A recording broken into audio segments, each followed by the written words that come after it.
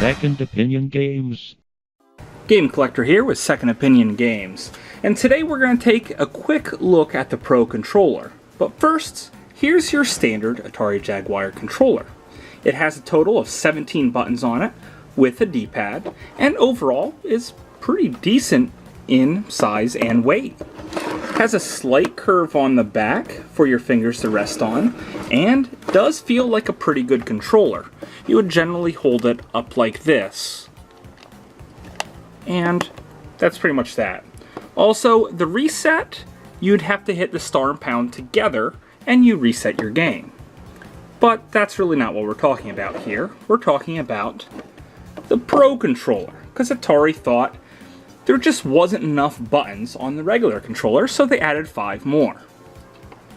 A left and right, Z, Y, and X.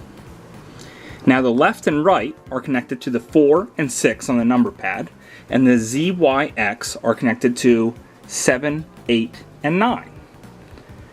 Okay, so what does that mean? That means that you can shift gears in Super Burnout using the shoulder buttons. It also means that you could power slide around corners in Atari carts with the shoulder buttons as well.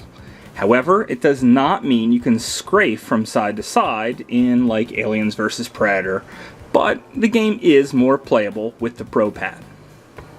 The Pro Pad itself feels so much better. If you look at them side by side, you'll notice that the Pro Pad is a little thinner. There we go. And also the curve goes in a bit deeper to fit your fingers a little bit more naturally.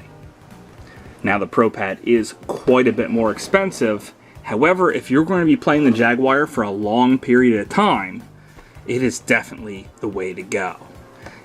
Notice also the circular buttons versus the weird shaped buttons, and they're slightly closer together because of the circular design, which makes every game a lot easier, believe me.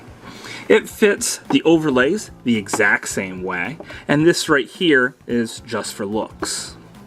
Paying closer attention to the D-pad, and you'll see that it's just a bit softer and more rounded, and overall fits a lot better than the original D-pad, which is an often complaint about the original D-pad.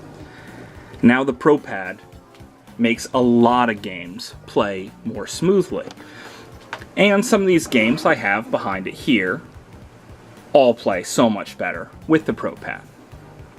Especially Missile Command, which, using the left and right trigger buttons, shifts you around just a lot easier, making the game much more fun and a lot easier actually. This Pro Pad feels so great in your hands. Anyone who has any complaints about the Atari Jaguar controller has never felt one of these before.